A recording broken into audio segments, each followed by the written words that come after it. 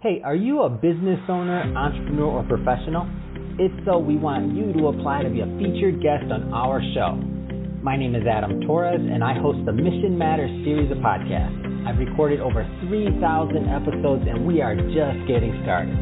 How do you know if you'd be a good guest to be on the show? Well, only one way to find out, and that's to apply, but I'm going to let you in on a little secret. We want guests that have a story to tell, guests with a brand, a product, or a service that can benefit my audience of listeners. If this sounds like you, go to missionmatters.com and click on Be Our Guest to apply. I'd love to talk to you and get to know more about your story. Again, head on over to missionmatters.com and click on Be Our Guest to apply. All right, now let's get into the show. Hey, I'd like to welcome you to another episode of Mission Matters. My name is Adam Torres, and to apply to be a guest on the show, just head on over to missionmatters.com and click on Be Our Guest to apply. All right, so today I have Michael Douglas Carlin on the line, and he is a return guest, and we've been following his film for quite some time now, Minnesota, a modern-day Selma. So first off, I just want to say, Michael, welcome back to the show. Hey, thank you for having me. Oh, man. So I've watched the evolution of this. When was the last time you came on the show when you were first shooting this? Like, how long ago was this? Well, I mean, we first shot this in May of 2020. And then there was like about a 3-week edit after I got back from Minnesota. And the film has been evolving ever since. Yeah, I've seen the transition. I just went to your premiere over at Chinese Theater in Hollywood, which was quite amazing. The whole place was packed. Like how did you feel after getting that message out and getting some of those things out here all the way to Hollywood from Minnesota? Well, the entire experience has been just that. It's been an experience. And, you saw an early version of the film. Yeah. And, what do? It's not like we're rich Hollywood people and we can afford to bring in the marketing people and, do test screenings in surveys and statistics and, because that's how they do it in Hollywood. Yeah. And what we do is we just throw our friends into a room and we force them to watch it. And then we listen to what they say about it. And, the very first draft of this film was 3.5 hours long. Wow. And each of those women told their story twice. And it was just grueling. And I forced Omar Bradley, our producer, to watch that. And, he told me, he said, Michael, it said, especially for Black people, he said, you cannot make us torture us, in this film. And so, we did a recut of the film and we've been honing the film ever since. And the picture is finally locked. And we did a big sound edit. The sound edit was about 2 weeks with Daniel down in San Diego. And now this morning we did the test screening over at Lemley in Santa Monica. It's going to screen up there 21 screenings over the next 7 days. And I was sitting there listening to the final version in the theater, and it's 5.1 surround sound. And, it's a digital cinema package, which makes this Academy Award qualifying. Wow. And we know it's a long shot, to get an Academy Award, even now. But the one thing I would say is that there's a message here. And the message really is that we still haven't reconciled, the neighborhoods with the police. And it's something that's going to be an ongoing struggle that's going to happen. And really, it comes down to the Supreme Court. The Supreme Court has granted qualified immunity to police. And so, they're going to continue to kill people and until the Supreme Court deals with it. And, so this film is basically trying to help us bridge the gap. It's trying to help us find a solution short of the Supreme Court weighing in, which doesn't look likely right now. So I remember when this film first came on my radar. So I follow you on Twitter, and I saw these pictures of like from I didn't know what they were at first, and then I thought about it, and then I remembered. Okay, I was like, okay, Michael's making a film for sure. But when I saw the pictures initially, I was just kind of shocked because I'm seeing these photos and these images of essentially from the freeway, like in Minnesota. Tell me a little bit more about that. Well, so when George Floyd was murdered in Minnesota, a group of us got on a plane, including Joe Collins, who was running for Congress at the time. And he called me up in the middle of the night and said, "Hey, can you be at the airport at 6 o'clock tomorrow morning? We're going to Minnesota." And I said, "I'd love to be there." So I packed, didn't get much sleep that night, slept on the plane. And we get off the plane and go right to a rally. And we were at Stephen Jackson's rally right at Hennepin County building. And there were probably 3,000 protesters that were there. And then from there, I followed these guys as they were putting pressure on politicians. And they were just asking for something very simple. They were like saying, "Hey, why don't you come down and why don't you grieve with the families?" Yeah. And the politicians wouldn't do it. The politicians were running for the hills. And so as this thing started to escalate, and it was escalating because, the big demand was just come grieve with us, come stand, say a prayer, do something, come on down. And these politicians would not do it. And so I documented all of this, and we were knee deep in it. And then these guys said, "Hey, let's throw our own protest." And so it was that Sunday that we threw a protest. We called it the Breath of Life protest. And, because George Floyd no longer has a breath of life.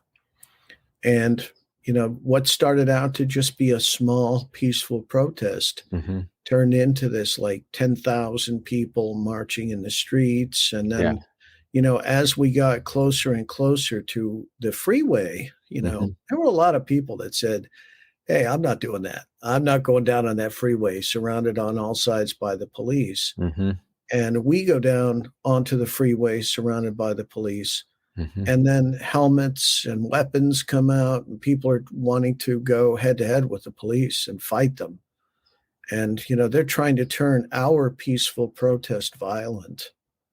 And so this became really, a civil rights struggle. And it was us fighting against the people wanting to turn it violent, but also sending a message to police that it's not okay to kill other people, if they haven't done anything. And I totally get the other side of it too, because, I'm pro-police. I don't believe in defunding the police. We need the police. We've got to have them for law and order. So we have to find that balance between, the right and the wrong here. And when somebody's coming at a police officer with a gun, obviously they have justification to fire and put that person down. But when somebody's not, a threat, we can't let them kill people. And so we have to find that balance. And I think our protest yielded results. The results were the politicians finally did come out. The charges against Derek Chauvin were escalated. His bail was increased. He was eventually convicted. The other officers were charged. John Thompson, who was running for city council, was elected. And so, we got to see that in America, there's the protest and, the fact that we have the right to protest can yield results. And we saw that. So whatever's wrong with America, we can right by peacefully protesting, by making our voices heard, and by demanding change. And, Joe Collins, who we followed in that protest, he said it best: let's get their asses out of office. That's what his message was. So anybody who doesn't want to come grieve with the families, anybody that doesn't want to write legislation to improve this situation, let's get them out of office. And to that, I say, I applaud him. And I say, take over both parties. Get in every seat. Get in every city council race, every school board seat. From dog catcher to president of the United States, normal people have to take over those positions. And they got to get these people out of office that are standing in our way, that are grifting the voters. And it's only going to happen if we mobilize normal people to make sure that they're in every precinct, every count room, and that they're represented every single place that there's a touch between the voters and the politicians. And so as I was watching the film, I mean, the energy, of course, the emotions, I mean, it's heightened at this time, right? Like you're in the middle of it all. And I was asking myself, like, man, what was Michael thinking as you're in the middle of, history being made and you're documenting it? Like, what was going through your mind at that time? Well, I can tell you this, the one time, when it was like, okay, we're going down onto that freeway, and we're going to, and you look around and you see we are going into this bowl where we are going to be sitting ducks for the police. And if they fire upon us, we are all dead. And it was the one time I said to myself, this is a really, really bad idea. But I've been with these guys and I'm going to be with them. And I'm going down into the jaws of death. And whatever happens, happens. And, that was the feeling at the time. And then when we get down there, there's somebody that's throwing these many sticks of dynamite, and they're trying to provoke the police into shooting us. And you can hear those explosions going off. And Rodney Robinson, who kind of led us down there, we don't know who everybody was that was involved in that. There were a bunch of helmets that came out, weapons that came out. So obviously our movement was infiltrated by people who wanted to turn this violent. And, there I was in between the protesters and the police. If anybody was going to get shot, it was going to be me. And I knew it. And I just tried to keep the camera steady as much as I could. I was exhausted from having marched 20 miles that day. Wow. Which I wasn't in near as good a shape as I am now. And, it was taxing, and I did everything I could to just keep myself together and keep that camera rolling. I was fighting battery issues, all that stuff. Yeah. And, managed to keep it together. And believe it or not, I shot the entire documentary on an iPhone. Oh, wow. Did not know that. Yeah. So as you were, what was it like to communicate with the families? So there were families that told their stories throughout the film, and not only did you get to document that, but you're really getting to amplify and to spread those stories for others to learn from, to understand, some of the challenges out there, some of the problems that exist. Like, what was it like to communicate with those families? Well, I'll tell you this, in 2020, towards the end of the year, as we were getting down to the election, I saw one of the women that I'd seen in Minnesota, and she saw me in a crowd, and she came over to me and she gave me a great big hug. And she said, "Hey, I remember you. I remember you were filming in Minnesota." And she said, "I just want you to know how much it means to me that you were there with us, to grieve with us and to document our stories." And it was like a tear-filled exchange between her and I. And, it was just, it was a great satisfaction that, we had been part of history, and she knew that she was a part of history. I don't think she's seen this film yet, but I hope that some of the family members that told their stories that day get a chance to see the film. And I hope the film can have an impact to improve relationships between communities and the police, because even now the relations are still a little bit strained because there hasn't, Derek Chauvin was convicted. He's going to appeal. This is going to be popping up in the news now for the next few years, but we still need a reconciliation. Defunding the police is not the answer. And, we need the police. So we have to, it's like a family. We don't always get along with our family, but you gotta sit down, you gotta work out your differences so that you can move forward. And that's the way we need to look at this with our communities, because we definitely don't want to defund and disband the police. Anarchy. I've been in anarchy. I was in border Mexico when it was the worst. I've been in the middle of anarchy. I was in Nicaragua in 96. I've seen anarchy. We don't want anarchy in America. What we need is we need problem solving, and it's going to take the police sitting down with the residents and coming to resolutions so that, everybody's respected. Because, these people that are like going after the police, attacking them. Mm-hmm. And, look, we saw in Dallas a few years back, they shoot the police. And that's not the solution. That is absolutely not the solution. The solution is to peacefully make our voices heard and to have a change.